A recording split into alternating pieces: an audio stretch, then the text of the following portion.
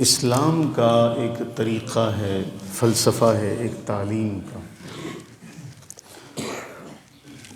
ایک برائی ہے اور ایک برائی تک لے جانے کا ذریعہ ہے۔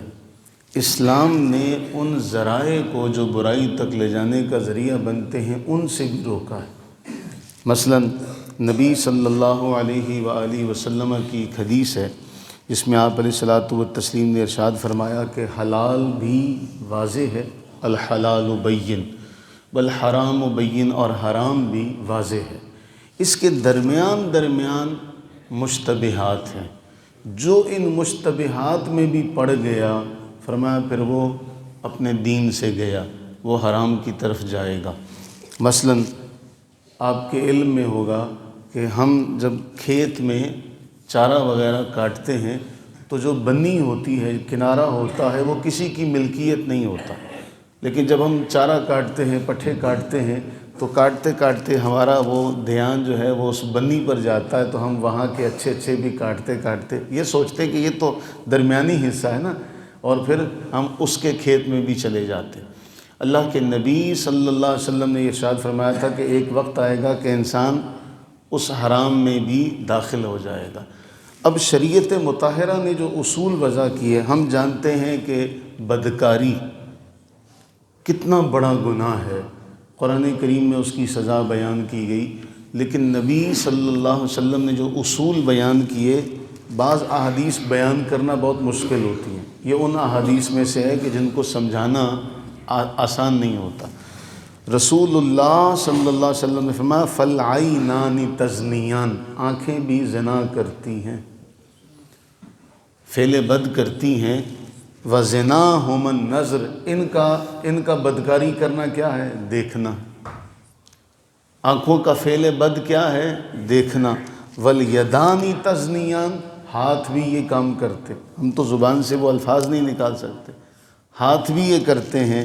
وزناہم البطش، ہاتھ کا زنا کیا ہے؟ پکڑنا۔ والرجلان تزنیان، پاؤں بھی فعل بد کرتے ہیں، پاؤں کا فعل کیا ہے؟ چلنا۔ اسی طرح فرمایا منہ بھی بدکاری کرتا ہے، وزناہ القبل، اس کا زنا ہے بولنا، اس طرح کے معاملات کرنا۔ والقلب یہوی ویتمنا، دل تمنا کرتا ہے، خواہش کرتا ہے، اور شرمگاہ اس کی تصدیق کرتی ہے یا اس کی تکذیب کرتی ہے۔ نبی صلی اللہ علیہ وآلہ وسلم نے اسی لیے ہمیں یہ بتایا کہ آنکھ کی بھی حفاظت کی جائے، کان کی بھی حفاظت کی جائے، زبان کی بھی حفاظت کی جائے، ہاتھوں پاؤں کی بھی حفاظت کی جائے، تو اس فعل بد سے بچنا آسان ہو جائے گا۔ سب سے پہلا آنکھ ہے۔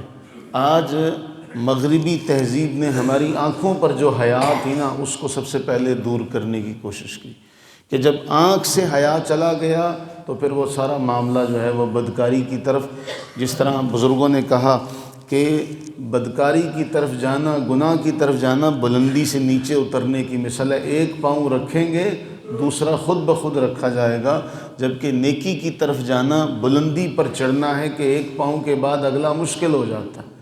یہ نہیں ہے کہ آسان ہو جائے گا، اور مشکل سے مشکل تر ہو جائے گا۔ آج ہم دیکھتے ہیں ہمارے بچے ڈرامے دیکھتے، اب چونکہ وہ عمر ہوتی ہے اس طرح کے معاملات میں، اور ڈراموں میں کیا دکھایا جا رہا ہے؟ جو کلچر دکھایا جا رہا ہے، جو معاشرہ دکھایا جا رہا ہے، حقیقت میں وہ معاشرہ ایسا کبھی نہیں ہوتا۔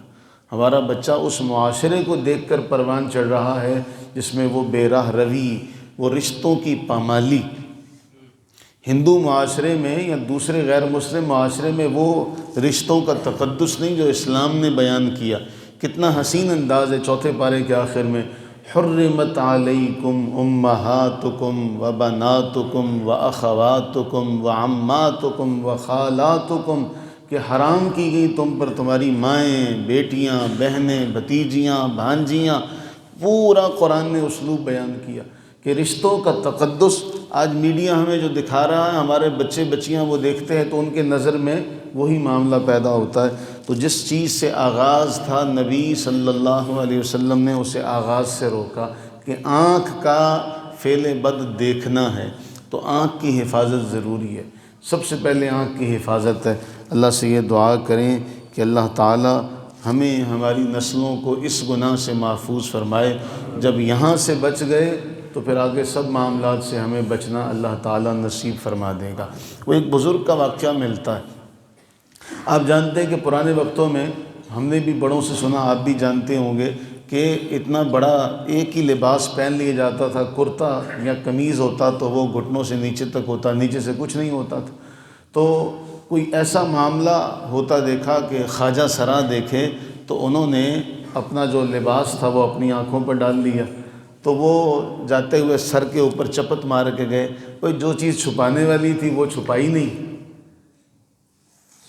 جو چیز چھپانے والی تھی وہ نہیں چھپائی، اور جس کو چھپانا نہیں تھا اس کو چھپا لیا۔ جب وہ بڑے ہوئے تو انہوں نے کہا، حدیث میں کہا گیا آنکھ ہی سارا کام کرتی ہے، آنکھ ہی سارا کام کرتی۔ آج ہمارا بچہ جو دیکھ رہا ہے، اس دیکھنے کے بعد اس کی آنکھوں سے وہ حیا، وہ تقدس، وہ رشتوں کی پاکیزگی جو ہے وہ ختم کی جا رہی ہے۔ ہم اس بات کو نہیں سمجھ سکے۔ اللہ تعالیٰ جل وعلا کے حضور دعا ہے کہ اللہ تعالیٰ ہم سب کو حیا نصیب فرمائے۔ نبی صلی اللہ علیہ وسلم نے فرمایا الحیاء شعبۃ من الایمان، حیا ایمان کے شعبوں میں سے ایک شعبہ ہے، اور جس کام میں حیا ہو جائے فرمایا وہ کام سیدھا ہو جاتا ہے۔ اللہ تعالی ہمیں ہمارے بچوں کو حیا کا جو زیور ہے، حیا کی دولت عطا فرمائے۔ آمین ثم آمین۔